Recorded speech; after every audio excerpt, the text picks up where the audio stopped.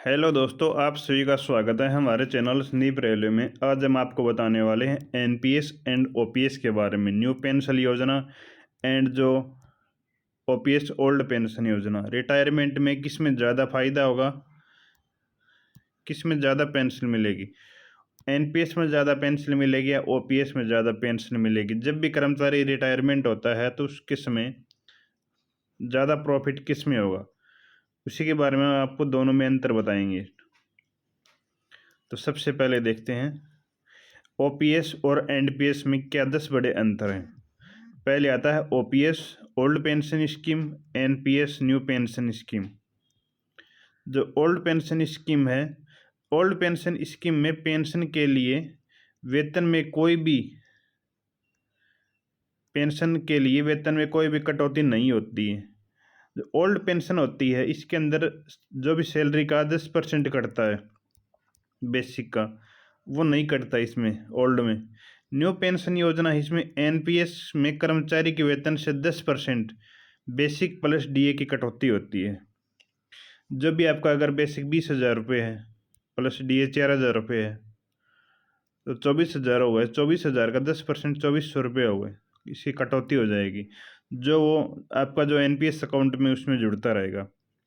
उसके बाद में है पुरानी पेंशन योजना में जीपीएफ की सुविधा है। जो न्यू पेंशन योजना में जीपीएफ की सुविधा को जोड़ा नहीं गया है, सबसे बड़ा पॉइंट है। उसके बाद में देखते हैं पुरानी पेंशन योजना एक सुरक्षित पेंशन योजना है। इसका भुगतान सरकार की ट्रेजरी के जरिए किया जाता है। आपका जो ओपीएस के अंदर एनपीएस में जो भी पैसा कटता है 10%, वो इसमें नहीं कटता है। नई पेंशन योजना शेयर बाजार पर आधारित होती है।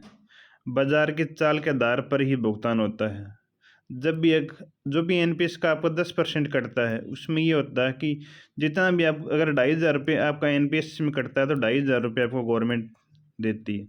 अगर जब भी आप रिटायरमेंट होते हैं उस समय अगर मार्केट का भाव ज़्यादा है शेयर बाज़ार का तो आपको ज़्यादा मिलेगा, अगर कम है तो आपको कम मिलेगा। पुरानी पेंशन में ओपीएस में रिटायरमेंट के समय अंतिम बेसिक सैलरी के 50% तक निश्चित पेंशन मिलती है। जब भी आप रिटायरमेंट होते हैं तो आपका सैलरी अगर 30,000 है तो आपको 15,000 रुपये आपका पेंशन मिलेगा। एनपीएस में रिटायरमेंट के समय निश्चित पेंशन की कोई भी गारंटी नहीं है। पुरानी पेंशन योजना में 6 महीने के बाद मिलने वाला महंगाई भत्ता लागू होता है। जो भी आपका पुराना पेंशन मिलेगा उसके बाद में 1 साल के अंदर 2 बार डीए बढ़ता है 6 महीने से। तो आपको पेंशन में जब भी आपका डीए बढ़ेगा तो आपकी पेंशन भी बढ़ेगी, लेकिन एनपीएस में ये नहीं होगा। ओपीएस में रिटायरमेंट के बाद 20 लाख रुपए तक की ग्रेजुएटी मिलती है। जब भी आप रिटायरमेंट होते हैं तो 20 लाख रुपए आपको मिलता है, बल्कि एनपीएस में रिटायरमेंट के समय कोई भी ऐसी प्रावधान नहीं है। ओपीएस में सर्विस के दौरान मौत होने पर फैमिली पेंशन का प्रावधान है। जब भी अगर आप गवर्नमेंट सर्वेंट हो, अगर आपके जॉब करते हुए अगर आपकी मौत हो जाती है तो आपकी फैमिली में आपकी वाइफ को पेंशन का प्रावधान है। बल्कि एनपीएस में सर्विस के दौरान मौत होने पर फैमिली पेंशन मिलती है, लेकिन योजना में जमा पैसे सरकार जब्त कर लेती है। आपको पेंशन तो मिलेगी लेकिन जो एनपीएस के अंदर जो भी आपका पैसे जमा होता है वो सरकार जब्त कर लेती है। ओपीएस में रिटायरमेंट पर जीपीएफ के ब्याज पर किसी प्रकार का इनकम टैक्स नहीं लगता है।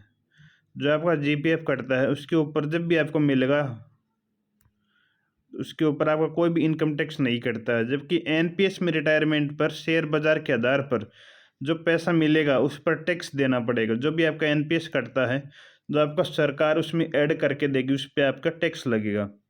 ओपीएस में रिटायरमेंट के समय पेंशन प्राप्ति के जीपीएफ से कोई भी निवेश नहीं करना पड़ता, बल्कि एनपीएस में रिटायरमेंट पर पेंशन प्राप्ति के लिए एनपीएस फंड से 40% पैसा इन्वेस्ट करना पड़ता है। ओपीएस में 40% पेंशन कम्युनिकेशन का प्रावधान है। एनपीएस में यह प्रावधान नहीं है। मेडिकल फैसिलिटी एफएम में है, लेकिन एनपीएस में प्रावधान अभी तक नहीं है। यह पॉइंट को देखिए। एनपीएस में रिटायरमेंट पर पेंशन प्राप्ति के लिए एनपीएस फंड से 40% पैसा इन्वेस्ट करना होता है। जो भी आपका एनपीएस में जो भी फंड से आप कटता है उसका 40% है जो आपको इन्वेस्ट करना पड़ता है। तो अगर वैसे देखे जाए तो एनपीएस एंड ओपीएस में बहुत डिफरेंट है। अगर करके चलें तो 20% इसको दे सकते हैं, 80% इसको देंगे, क्योंकि एनपीएस में है आपका हर महीने जो आपका एनपीएस कटता है सैलरी के आधार पर, आपका 10% नहीं कटेगा, ठीक है, ओल्ड पेंशन में नहीं कटेगा, जबकि एनपीएस में कट रहा है। उसके बाद में जब भी आप रिटायरमेंट होते हैं तो ओपीएस में आपका सैलरी फिक्स मिलेगी, जो बेसिक का मिलेगा, लेकिन एनपीएस में आपको 3 से 4 हज़ार रुपये मिलेंगे, इसमें कुछ भी प्रॉफिट नहीं है। अब देखो